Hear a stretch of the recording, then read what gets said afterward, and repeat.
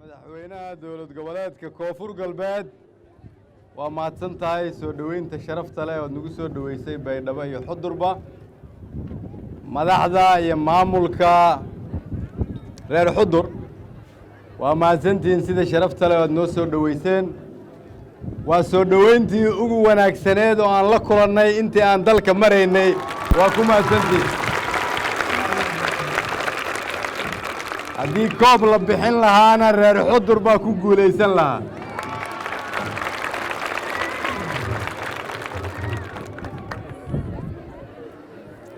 salaan ayaan idinkaga wadnaa dhammaan dowladda federaalka madaxdeeda gaar ahaan madaxweynihiinna madaxweyne maxamed cabdulaahi maxamed farmaajo naga guddooma aad iyo aad ayuuna ugu faraxsan yahay inaan aniga iyo madaxweyne cabdixayiis aan galabta xudur idinla joogno reer xudur ma la fiican yahay nabad barideena arlaada walkafaaye arlaada nabada keer malsheegne megel iyo hinraab iyo owlaad eedaasin salaame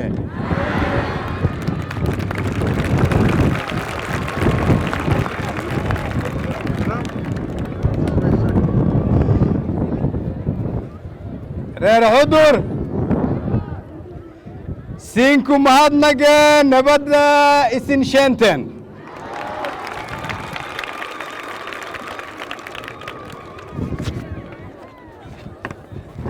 reer xudur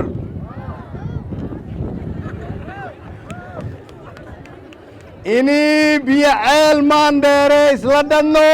yaa inkooy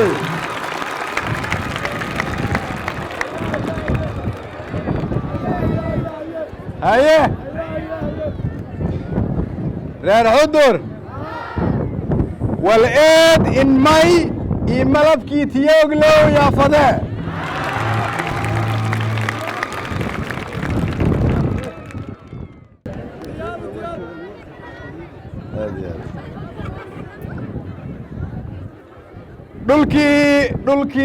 dhulkii xoorta geelow xuduray ma nabadba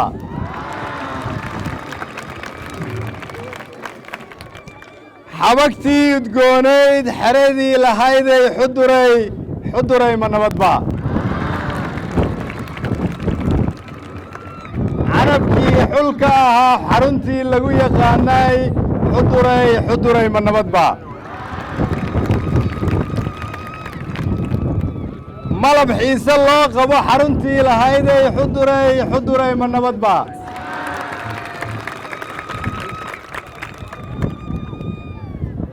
xaalkiinna guudiyo xogtiinnaan ogaaniye xuduray ma nabadba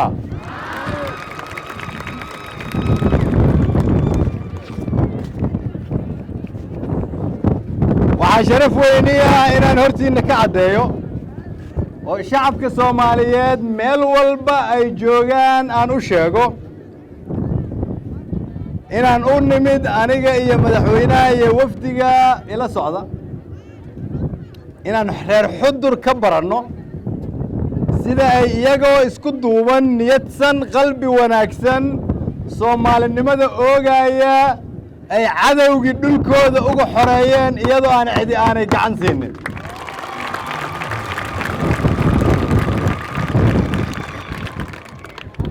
waxaan u imid inaan dhallinyarada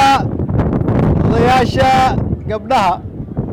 culummada ganacsatada iyo dhammaan shacabka reer xudur iyo madaxdooda anuga mahad celiyo taariikhda ay ka soo hooyeen degmadan ay joogaan oo ah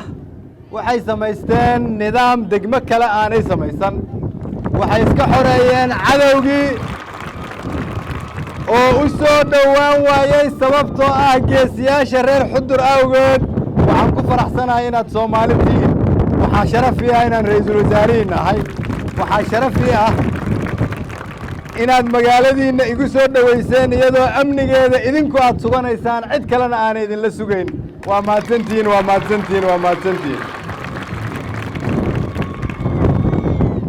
waxaan rabaa maalmaha halka aan joogo inaad waxna bartaan aniga iyo wafdiga ila socda. waxaa kaloon rabaa maalmaha halkan aan idinla joogno aniga madaxweyne cabdicasiis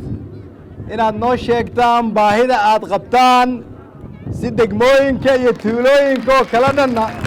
aad cadowga uga xoraysaan.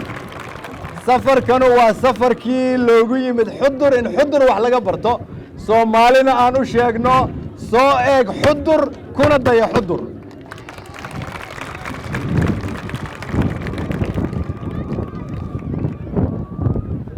halkan waxaa ka muuqata dhallinyaro soomaaliyeed wiilal iyo gabdho oo soo buux dhaafiyey isbartiibadan oo ka turjumaya sida Soomaaliya mustaqbalkeedu u fiican yahay haddii aan dhallinyaradan ku dadaalno. waxaa kaloo ka muuqata waajibkana saaran aniga iyo madaxweyne cabdicasiis iyo madaxweynaha jamhuuriyadda iyo dhammaan madaxda qaranka sidii aan ugu samayn lahayn mustaqbal waafi ah dhallinyarada halkan joogta.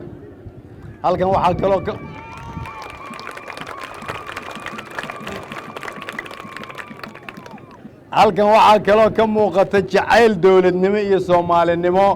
oo haddii cadowga Soomaaliyeed uu indhihiisa ku fiiriyo uu iska quusanayo sababtoo ah waxaad muujiseen sharaftii inay soo laabatay, soomaalinimadii inay soo laabatay, horumarkii dalka uu soo dhowaaday. waxaan aad idinkaga mahad celinayaa sida sharafta leh oo saaka dhan noo sugayseen, noo soo dhoweyseen. wixii hadal ah